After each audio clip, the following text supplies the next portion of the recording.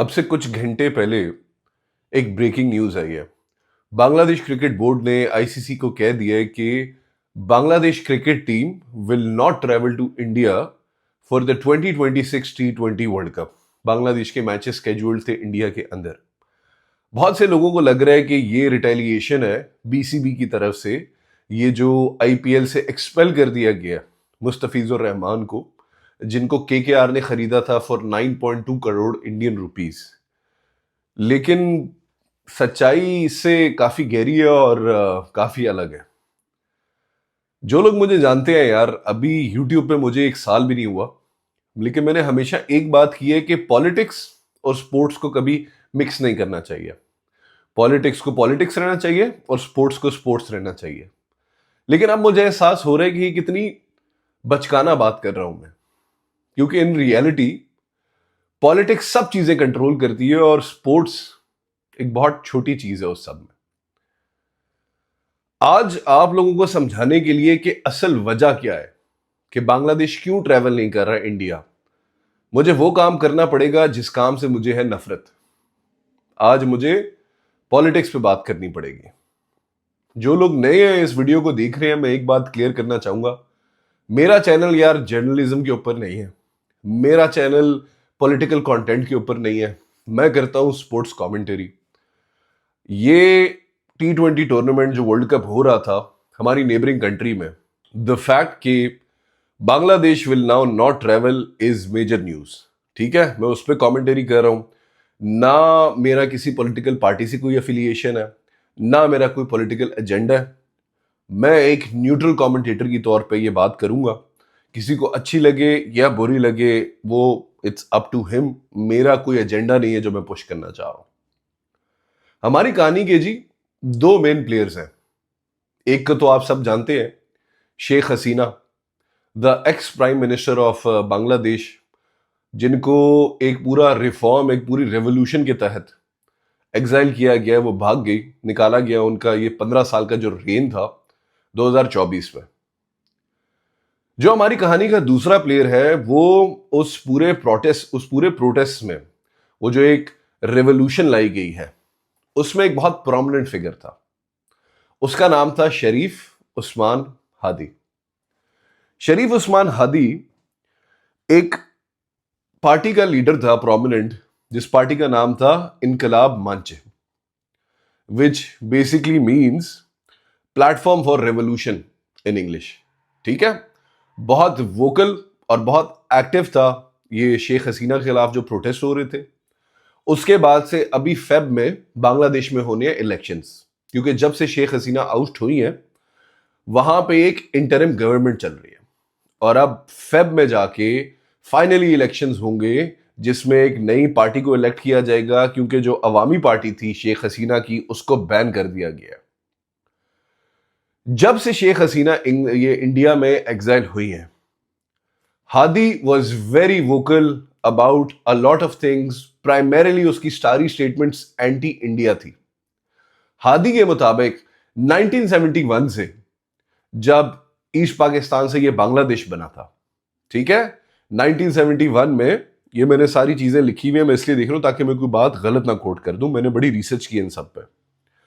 1971 में जी इंडिया ने कोई 3 लाख बंगाली फ्रीडम फाइटर्स को ट्रेन किया, जिनको कहा जाता था मुक्ति बाहिनी। ठीक है, ये 3 lakh freedom fighters east Pakistan में वेस्ट पाकिस्तान के खिलाफ लड़ रहे थे। फिर जब वेस्ट पाकिस्तान, जो कि आज पाकिस्तान है, उसने एक बेवकूफाना स्टेप लिया और इंडिया पे हमला किया, तो इंडियन आर्मी खुल के पहले एयरफोर्स के थ्रू और फिर ग्राउंड फोर्स के थ्रू ईस्ट पाकिस्तान में घुसी and they liberated east Pakistan from west Pakistan. Hadi का जो मेन क्लेम था वो था कि 1971 से लेके आज तक इंडिया की इंटरफेरेंस है बांग्लादेश की पॉलिटिक्स में। ठीक है, स्पेशली जब भी इलेक्शंस करीब आ रहे होते हैं तो इंडिया बीच में इंटरफेयर करता है। अभी भी यही हो रहा है, हमारे इलेक्शंस करीब आ रहे हैं और जो हमारी प्राइम मिनिस्टर एग्जाइल हुई हुई है, ठीक है, जिसको सजाए मौत हुई हुई है, वो इंडिया में शेल्टर हुई हुई है और वो औरत वहां से प्रोवोकेटिव स्टेटमेंट्स दे रही है in the safety of India. एक तो जो मेन फसाद की जड़ है वो ये है कि बंगाली चाहते हैं कि शेख हसीना को एक्स्ट्राडाइट किया जाए बांग्लादेश की तरफ, और इंडिया वो कर नहीं रहा। ठीक है। दूसरा, पाकिस्तान इंडिया का जो एक बहुत बड़ा मसला है ना जंग का, वो है पानी। ठीक है, इंडस वाटर ट्रीटी जिसे कहते हैं। सिमिलरली बांग्लादेश और इंडिया का भी एक बहुत बड़ा मसला है पानी का, जिसे कहते हैं तीस्ता रिवर। बहुत दफा इन्होंने कोशिश की है कि कोई ट्रीटी बन जाए, किसी तरीके से फेयर यूज ऑफ वाटर हो, लेकिन वो आज तक हो नहीं पाया। हादी के बहुत सारी पब्लिक स्टेटमेंट्स हैं जहां पे वो ये बार बार कर रहे हैं कि जी तीस्ता रिवर की एक प्रॉपर ट्रीटी होनी चाहिए फॉर्मल, और जो इधर लोग रहते हैं उनको फेयर हक मिलना चाहिए पानी का। क्योंकि जब बारिशें होती हैं, मानसून सीजन होता है, तो इंडिया ढेर सारा पानी खोल देता है, जिसकी वजह से बांग्लादेश में फ्लड होते हैं। वही मसला जो पाकिस्तान का है। और जब गर्मियां होती है, हमें जरूरत होती है, तब ये पानी रोक लेते हैं, जिसकी वजह से हमारी क्रॉप्स डिस्ट्रॉय हो जाती हैं। हादी ने सोचा था कि ये इलेक्शंस जो आ रहे हैं फेब में, इसमें वो इलेक्शंस लड़ेगा प्रॉपर, और एक बहुत वोकल आवाज थी ये against anti India sentiments. Hadi को 12 दिसंबर को नामालूम अफराद ने ऑटो में जा रहा था, हादी आके गोलियां मारी। ठीक है, उसके साथ आए ये ड्राइव बाय शूटिंग स्टाइल, और हादी इंजर हुआ। 2-3 दिन बाद उसे सिंगापुर एयरलिफ्ट किया गया, और 18 दिसंबर 2025 को हादी जो है वो वफात पा गया। बांग्लादेश में इसके बाद होना शुरू हुए राइट्स, बांग्लादेश में होना शुरू हुए इसके बाद प्रोटेस्ट, क्योंकि उनकी मूवमेंट का एक बहुत बड़ा नाम था हादी। जो उसकी जमात है, ठीक है, जो ये जिसका ये लीडर था, इनकलाब मंच। इनकलाब मंच ने उसकी वफात के बाद एक फेसबुक पोस्ट लगाया। वो फेसबुक पोस्ट जरा आप अल्फाज मैं इधर लगाऊंगा, आप पढ़ लें। इतने स्ट्रॉन्ग अल्फाज उनके ऑफिशियल फेसबुक पेज ने लगाए हैं अगेंस्ट इंडिया। हादी की डेथ के बाद प्रोटेस्टर्स ने क्या किया? बांग्लादेश में जी 2 बहुत बड़े न्यूज़पेपर हैं। एक है डेली स्टार, जो कि एक इंग्लिश न्यूज़पेपर है, ठीक है, और एक है आलो डेली, जो कि बांग्लादेश में सर्कुलेट होने वाला सबसे बड़ा न्यूज़पेपर है। हादी की डेथ के बाद प्रोटेस्टर्स घुसे डेली स्टार के ऑफिस में, बिल्डिंग में, और उन्होंने उस बिल्डिंग को आग लगा दी। सिमिलरली आलू डेली की बिल्डिंग में भी ये लोग घुसे। अगेन इनका सारा का सारा जो एहतजाज है, जो इनका क्लेम है, वो ये है कि Hadi should have had better security, and Hadi को मारने में इंडिया का बहुत बड़ा हाथ है। जो स्पेकुलेशन चल रही है इस वक्त, जितनी भी कंस्पिरेसी थ्योरीज हैं, ठीक है, जितने भी ऑपोजिशन के लीडर्स हैं, वो एक ही बात क्लेम कर रहे हैं कि जी हादी को मारने वाले जो किलर्स हैं वो बॉर्डर क्रॉस करके इंडिया चले गए हैं, और इंडिया उन्हें शेल्टर कर रहा है। जब तक इंडिया उन्हें वापस नहीं करेगा, जिन लोगों ने हादी को मारा है, इंडिया और बांग्लादेश के दरमियान कोई फ्रेंडली ताल्लुकात नहीं होंगे।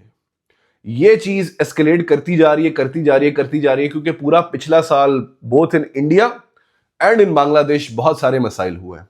अभी 3 जनवरी 2026 को एक हिंदू बिजनेसमैन है, ठीक है, एक हिंदू बिजनेसमैन था खोकन चंद्रा दास, उसको एक मॉब ने अटैक किया और उसको आग लगा दी।